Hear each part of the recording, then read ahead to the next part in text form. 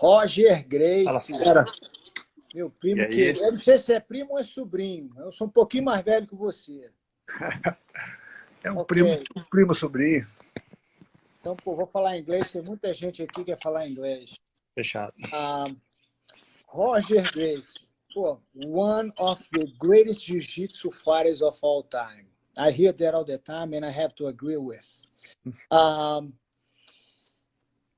Your father is a black belt under Carlos Gracie, if I'm not wrong, Maurição.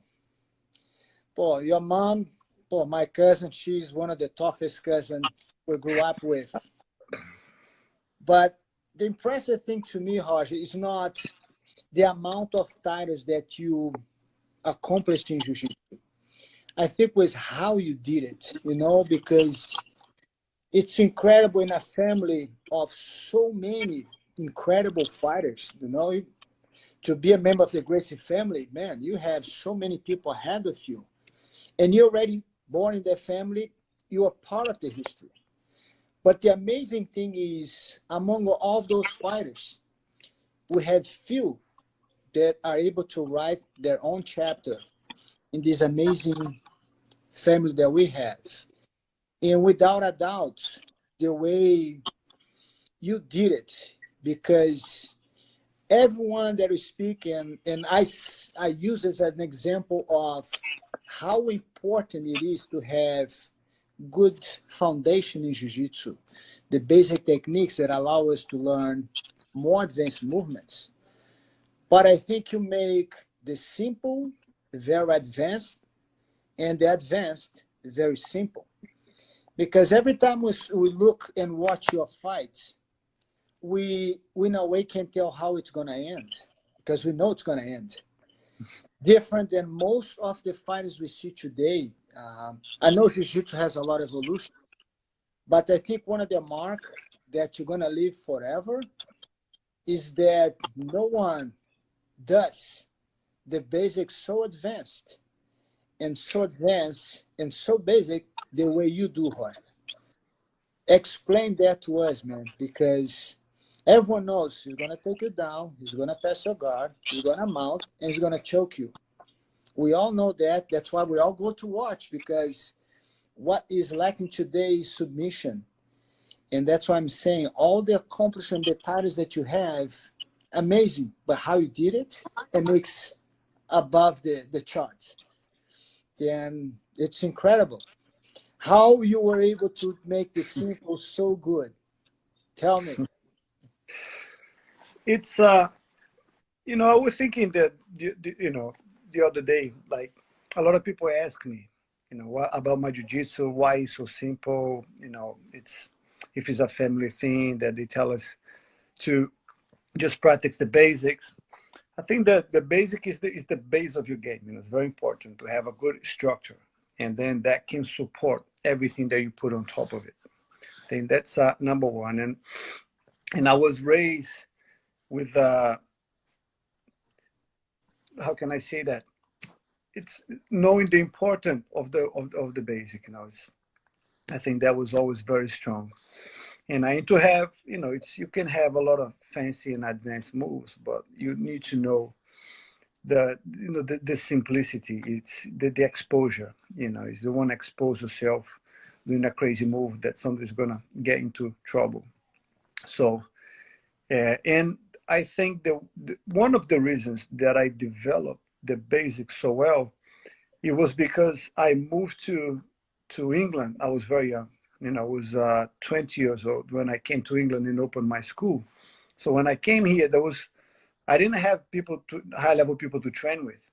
The only person that I had that were good high level, my level to train was Braulio, that he moved to England at the same time as me, and we had the same belt, the same age, sort of. So he was my training partner, but he lived like 2 hours away. So generally, I have to daily to practice with my students. And I was very young. I was still competing the highest level. So I didn't have, let's say, that many high-level people to train with that they would come with fancy moves. So the way that I did it, I developed everything that I knew to the highest level I could. And I think one of it wasn't conscious. I think, I never, I never really knew consciously why my game was so basic, because no one ever told me. And I never consciously thought that I had to practice the basic. That never crossed my mind, that, the basic, that's important. I never thought that. It happened during my life of training that I developed the jiu-jitsu I had. So I was thinking the other day, why it happened. And I think a strong part of it was because I moved to England very young, and I was still, competitor. I was still want to compete against the best. So I just had to practice everything I knew to the highest level. Because one thing that I will go back, but I want to ask you this, because at your time competing that you won, how many world titles you have? 10? And the opponents you have, they're not easy guys. They're all the guys that in your era you fought are the best of what we have. They're really good guys. And they have different games than you have.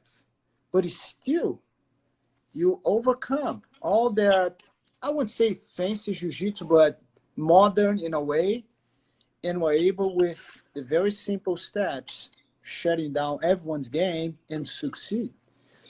Because a lot of great guys at your time, but unfortunately for them, it was Roger Gracie at the same time. I mean, a lot of the guys, they could be a lot bigger than they were, but unfortunately for them, it was your time, and we noticed that in a lot of sessions in Jiu-Jitsu history, we have a lot of great fighters, but one outstands and overshadow everyone. And that was your case, because a lot of guys that you fought, a lot of great guys, could not overcome and with all the movements that fence or whatever they have against you. And that what makes so amazing is that basic that people always, basic, you come to shit basic. Man, if you know the basics, you know jiu-jitsu. And I think that's what people missing so much today is lack of the basic movements, and they come up with so many movements that very few people can actually do. Let's go back in time here, Roger. I want to ask you, when did you start training jiu-jitsu? Who brought you into jiu-jitsu? I know, but maybe a lot of people do not know. So, I mean, I started very young. I don't remember the first time I started training. I was talking to my dad, for sure it was with him. Same way that happens with my kid. Before he ever put a gi on, I already got him mounted on me, practice arm lock. Even before he actually even know what he was doing arm lock on me. So, the first time the first time that I had my first jiu-jitsu experience, I was about 1-2 years old, so I think I used to think frequently, the first academy that I was going to, it was Hilton, my uncle Hilton, your cousin. Yeah, I remember going to him very young, him and Renzo, while Renzo had his academy in Ipanema before he moved to New York, Gracie Ipanema. I used to go there training with him, but that was slightly older. I think as a kid, Hilton was my first main teacher. And how is for you growing up and have so many people in the family that you met all of them, but a lot of them, you heard stories from them. How was that for you, slowly going through and see so many good examples I had before you? How was that for you, growing up in a family of so many incredible fighters, all of them different in a way? I think for me, he always worked as an inspiration, knowing the past, the generations before me. And I mean, of course, the people that I could see, I could see them, but, the past generation, they always inspired me to succeed, to be just as good as them, to see how well they did, how big they got. And I think that was just is our inspiration, to try to get to their levels. And how is what made you decide? Because I know 20 years old, man, you're very young. Why are you moving to England? Why you decide? Because you were doing accomplished so much in Brazil already in a such young age, and why I'm gonna go to UK? Because so, hold on, my daughter is knocking at the door. Pode pedaço. Só, você já jantou já. Mas eu tô no telefone. Vai pra lá, beijo, tchau. Pode, vai, faz o que você quiser lá. My daughter asked me if she can have a slice of pizza.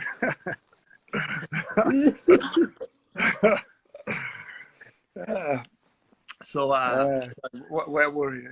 I got Yeah, why in Brazil? And why England? So yeah, my father, why England? yeah, so he moved to, he opened his school in England when I was a teenager. I think I was 15 or 16 years old. I think 15. He came here and he opened his school, so he lived here for a few years. And back then I was still at school. So I was every summer holidays I had, I used to come here and spend there with him, like a few weeks, let's say 2 months. And I did that for a few years. And then he moved back to Brazil.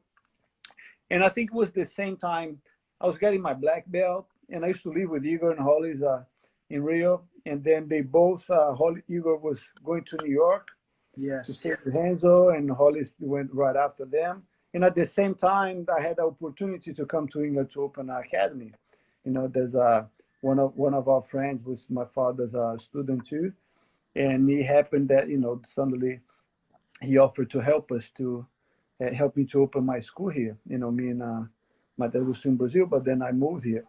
And I think originally I never really thought I'm moving to England for good because, I was 20 years old and I'm still a competitor. My priority was still to train and compete.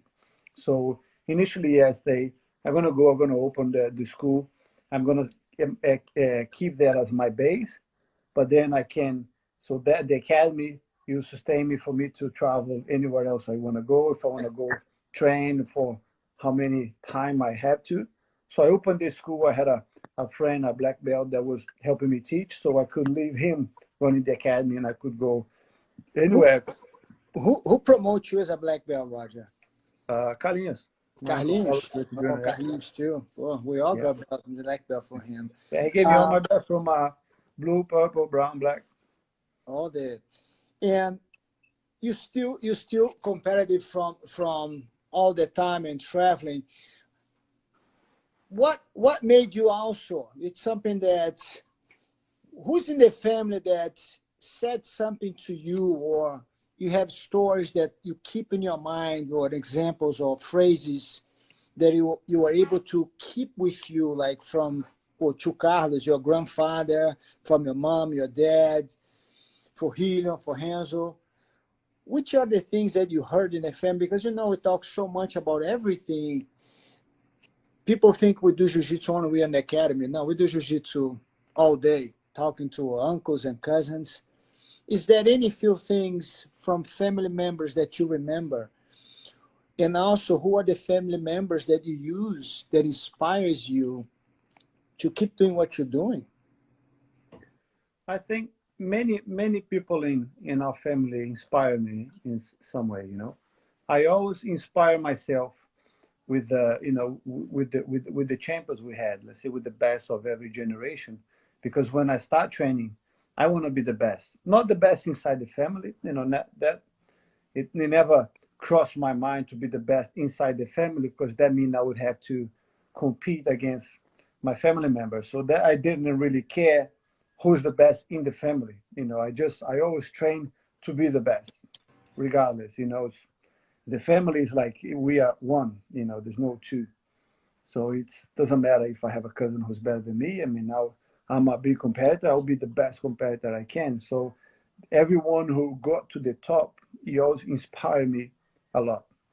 I always look back in the past, to see what they did to achieve what they achieved.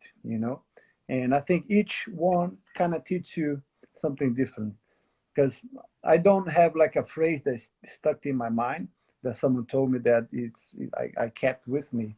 I think small things that motivated me and made me who I am. I think I got a huge influence of some of them. He learned a lot because I learned with him when he was young, and he was the person that made me want to be a champion because I went to see him in the south of Brazil, one of my school holidays, and I stayed there with him a few weeks, and I think I was 14 years old. I was not training. I was like a chubby kid, like I used to train like very little. I was like in the jiu-jitsu life, I was like a no one, just like one more. Chub, didn't compete much. Like my jiu-jitsu was nothing special. I used to go to the academy. There was like, dozens of other kids much better than me. So, and there was no expectation of anyone on my part. So I went to see him. And when I got there, Hollis was living with him. And Hollis was a few years older than me. He was already like a purple belt competitor, training to compete. And then suddenly I saw with my own eyes daily, what it means to wake up, eat well, exercise, train. We used to go to waterfall, and then we used to go to the academy to eat, and then we used to leave the academy, talk about training, discuss like technical things. I mean, I was too young to discuss anything, but I used to hear what Helen was telling, his students and Hollis, and he was used to tell me, he used to look at Hollis, man, Hollis will be a heavyweight champion. You should be a middleweight champion, like middle heavy, like train, like telling me, you need to train. I don't think he knew you're going to grow that much too. No, no, he didn't. So suddenly I got back to Rio with a changed mind. At that point on, I was like, this is my mission, And did you ever thought you would become so well known around the world and become the champion that you are today? Did you ever imagine that? And I know that was kind of almost a wake-up call for you to understand the meaning to know jiu-jitsu for all the family members. Did you ever imagine going Not back really. like No, I where never. you are today? No, the only thing that I imagine that it's almost like you set a goal to yourself, like I told myself back then when I was like 14, I got back to Rio, I started training. The next year I got back to live with Helen crawling, then I was with both of them in the South. And back then with 15 years old, I told myself I'll be a champion. I'll be the best in the world. That's the only vision I had.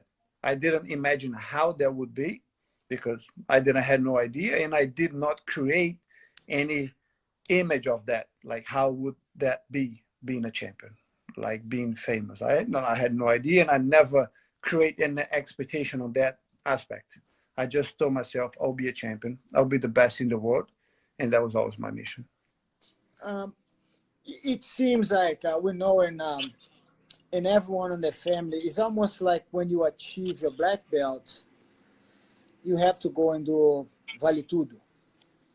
It's something that is on the blood in the family. Okay, I reached these titles and all of this, but I want more. Or maybe that is the tradition on the family. When did you realize or you thought about to make that transition to jiu-jitsu to do MMA? So what you were saying was exactly what I had in my mind back then when I decided to train to have this as part of my life. I knew at some point next step would be MMA because that's the way of every Gracie. That's what a Gracie does. He trains, he gets good at it, get his black belt, so that means he's technically ready. And the next step after that is to go fight MMA. Let's put it to the test. So I knew I would have to do that. So I never had as a extremely pressuring myself that, I have to and fighting against. For me, it was just that's a natural way that I'll know at some point I'll have to do. And that was exactly what happened, when I was thinking in 2006, I had my first fight. After I got my black belt, I started doing well in tournaments, and then, boom, now let's go fight MMA. Roger, is all on your fight, jiu-jitsu, even MMA, what would be the mindset before you go into a jiu-jitsu tournament? How would you kind of, your thoughts before those fights? As you know, it's always a pressure in a way because you represent not only yourself, you represent the whole family. Then the family expects all the family members to be the best as they can be. How is that on your minds? Like, man, I'm going to the tournament and my shoulders are heavy or my shoulders are light. I know the training helps so much, but how was the mindset for you before those fights? I think it did like the day before or right before. It's the mindset is like it's not to think about it. It's the more you think, the more nervous you get. Your the emotions will get in the way. So it's never the adrenaline kicks in. Every time a day before, if you think of the fight, the next day your heart will brrr, and then you're nervous. It's normal. It happens every time. Every time you think about it, you're nervous. Your heart accelerates, and then suddenly, you start thinking of the fight. You get nervous. That's the way it is. There's no avoiding that. So the way that I learn how to deal with is not to think of, because there's nothing I can do the day before that's going to help me tomorrow. Absolutely nothing. And the more nervous I get, actually it's going to play against me tomorrow, because that means my energy, my body's burning energy. My muscles are getting tired. So, walking into any fight, especially the day of the fight, it's try to stay as calm as possible. There's no stress, and don't think about it, distract. I always listen to some music, stretch, do like a good warm up, and, just keep your mind as open as you can, to when you fight, you can perform the best way. I think that's how I learned how to deal with. What is, like, I would say, Jiu-Jitsu means to you, Roger? I know basically some of the answers you're going to give, but what that means, Jiu-Jitsu means to you. It's almost hard to separate Jiu-Jitsu and Gracie, because you cannot say one word separate than the others. But let me separate now. What Jiu-Jitsu means to you? I think it means that was my biggest teacher, that's for sure. The biggest teacher I could ever had, Jiu-Jitsu. I've learned with everything that Jiu-Jitsu it's all about. You learn about yourself, you learn about your body, you learn about others, you learn how to you perceive other people, because there's a lot of feeling that you can see about yourself. It's what kind of person you are. Everything shows when you're training. It's difficult to show once, but after you've been doing years and years and years, that means the same pattern happens over and over again. So your personality will be right there in front of you for you to see. So it's, you almost learn how to be a better person, because you can correct yourself during life, and Jiu-Jitsu will show you that. And at the same time, I can see on myself, I can see in other people. If they're anxious, if they're nervous, if they're good guys, if they're bad guys, you will reflect when they're training. And that's, it's one of the things. And I think is the security that brings inside you, not in terms of I can fight anyone. It's nothing about that. I've been in so many extreme situations with my nerves, with my adrenaline. It's challenges. How many huge challenges I face inside the mat. How many huge guys. Sometimes I'm that tired. You've been in extremely bad positions. How you deal with when you're almost dying in a way. They got a big guy sitting on you, you can't breathe, you're getting suffocated. What do I do? Do I tap? Do I panic? Or keep a clear mind? Let me work my way out. How you deal with those situations, I think they are the biggest things, it can happen when you overcome those things. And it's so many of those situations that it's like you're used to it. There's no meeting that will get me too nervous. It's nutrition, you learn, if I'm not eating well, you will feel that your body is something wrong with it. When you train, it will tell you. If you're eating well, you will train the result when you're doing it, physical training Jiu-Jitsu, Is there one or maybe two or three, any fight that you had that marked on you in a good way? So, man, that fight was one of the most important for me, because at that time I wasn't like this, I was like that. Is there any specific moment or fight that you had that marked you in a very positive way? Yeah, it did. I had the first one that I had in my mind was when I fought Demian Maia. I was a brown belt, he was a black belt. We faced each other in a Brazilian national teams tournament in São Paulo. And because it was a time that I was still a brown belt. So I'm not even a black belt yet. You know, my level was already quite good, but I'm not even a black belt. I'm getting there. So I have a lot to prove. And the national teams is a tournament that brown and black fights together. So you're fighting against, let's say you're fighting against the elites now, but you're not the elite yet. You're still brown. So you still have a river to prove yourself. And Demian Maia, he was already a black belt, I think, for maybe 2 years or 3. I'm not sure, but he was already well known. You know, he's well known. He was doing really well already. And then suddenly I'm like, I need to win. And not because just me now, because it's the last fight of my team. If I lose, my team lose. So I'm like, it's all on me. And I mean, I'm brown belt.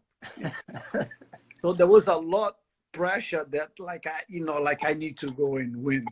So it was the fight that usually I'm very slow started. I take my time a little bit on the beginning. On that fight, I was like straight on. The minute that the referee say go, I'm like 100 miles an hour.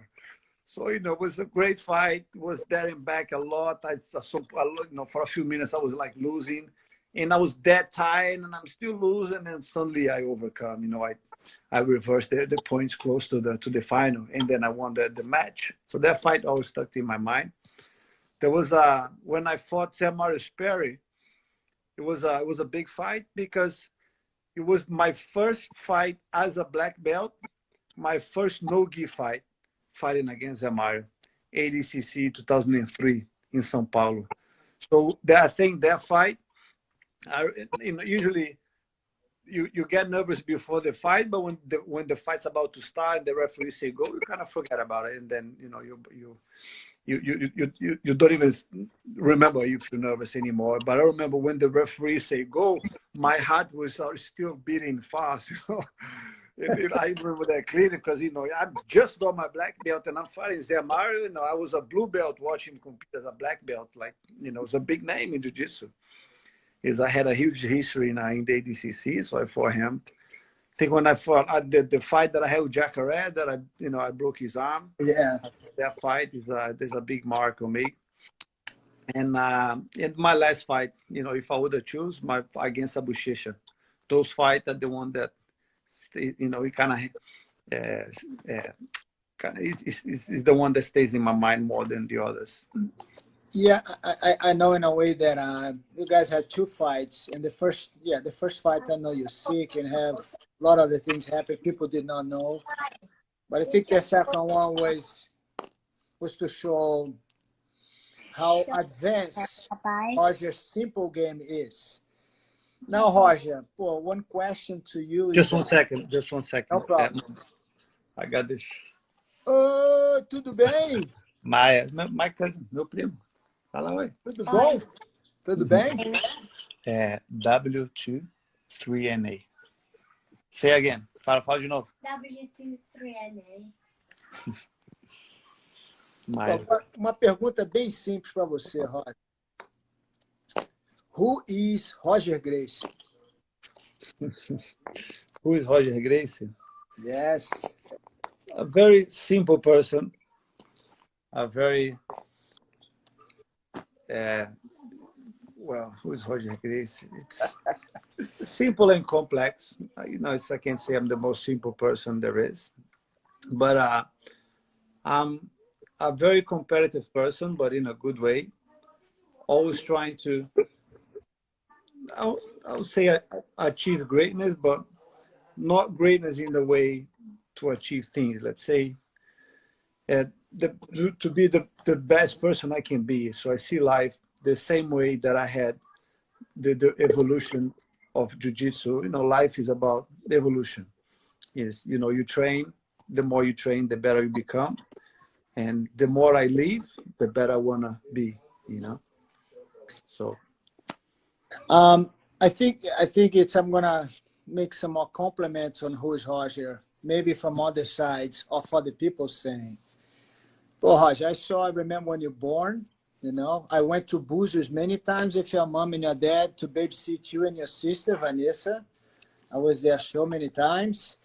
And we know something that everyone in the family that has a mission, has a special gift, because the people that you surround yourself with, it makes all of these compact, and evidently each member takes that in a different way, member of the family. I think you are, in your generation, in your time, you made so unique your jiu-jitsu that, I mean, anybody can learn your jiu-jitsu. We don't know how well they're going to do what you know. Because I think, as you mentioned, you're teaching so many people the basics that you became expert in those basic movements. That's why it's very advanced. A lot of people don't realize that. But you get advanced, you have to start from the beginning. I think you're part of this amazing family that is already a history for the rest of the world. The world knows who the Gracie family is today. Very challenged for all the members to write their own chapter, to make their own history. And in the jiu-jitsu field, for sure, man, you're way far ahead of so many, because how you did it, It's incredible, not the amount of titles, but how you made those fights. And I have so many people here, all my students, that they want to meet you one day. You are not just Roger Gracie. You become a legend in what we do. And you become also a legend inside the family, which is a big family and very, I would say, challenged to get into that spot. And no doubt you made that and become an example for so many of us. So many fans. I am one of your fans. Thank you so much. Because I know how simple person you are, how quiet guy you are, how, when I say simple, is you don't change because who you became, how many titles you have, you're still the same person as many years back, which is very challenging to see people with so much success to be normal or to be nice. And I think you learned the jiu-jitsu for sure, on the mat and outside the mat. Rojão, porra, muito obrigado, cara. Muito legal, porra.